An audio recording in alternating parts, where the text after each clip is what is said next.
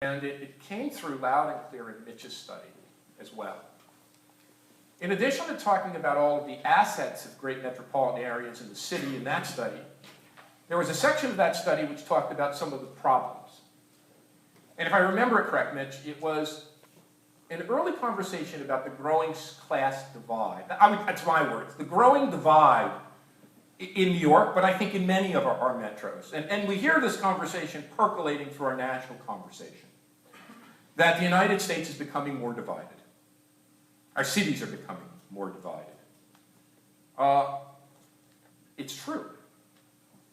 And it's a feature of the economic transformation. It's nothing that anyone's done wrong.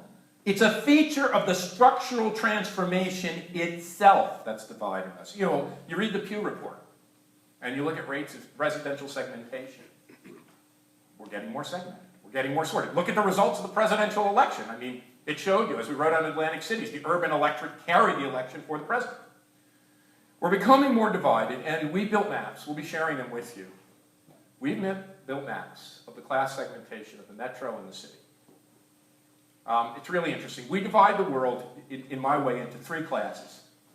The creative class, the knowledge-driven, professional, intellectual, creative, arts, design, business, management workers. I said that's 36% of the workforce here, 33% in the country, about 40 million workers nationally. There's the working class, my dad. That working class is shrinking dramatically, and of course, taking those good, high-paying jobs that let my dad with a 7th grade education put me and my brother through college. Those working class jobs, if you include not only factory work, but blue-collar work in transportation, moving materials, all of that kind of thing, installation maintenance, about 22% of the national economy, about 16% of the New York economy. If you look at our maps, you see the creative class concentrated in around Lower Manhattan, going up and through Manhattan into Brooklyn, of course. You see the creative class out in some of the suburbs. You see the working class concentrated where? In one place in the whole metro, exactly where I grew up. Between Hudson and Essex and Passaic County in New Jersey. And that's all that's left. And maybe a little speck out in the Bronx and another speck in parts of Brooklyn. But literally evaporated. In New York, less than 5% of the workforce, even with the rise of artisanal manufacturing and everything that's happening, less than 5% of the workforce actually makes things. You know what the biggest class is? The service class. Mitch identified this a long time ago. It's a service class. It's more than 4 million workers, nearly 50% of our workforce. Nearly 1 million people work in office and administrative work in this region. Another 350,000 in personal care, service work, personal health care. The creative class averages 75 or 80,000 in wages. Many of those occupations over 6 figures. You know what somebody working in the service industries make? 25,000 or less. It's precarious work, it's contingent work, it's temporary work.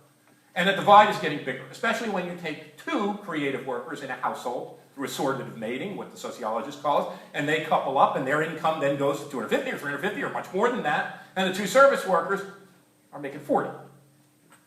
And the gap's growing wider. More than that, this is really interesting. If you look at, you factor in housing costs. People say, do that all the time and New York's expensive. Okay, factor in housing costs. You take the housing costs in the metro, New York City's creative and professional workers rank 8th in the country. It's expensive here, but they make more. They rank 8th in the amount of money they have left over paying for their housing. It's about $3,200 a month, and it's about $38,000, $40,000 a year, something like that. 8th, I think Washington, D.C. and San Francisco are 1st and 2nd. You look at the service workers, the reverse is true. There's nothing left over. It's further and further in debt. So one of the things we have to figure out, not only in New York, but I'd actually put this right at the very top of our agenda for the future. We have to figure out a new social compact. This can't go on much longer. It's ripping us apart.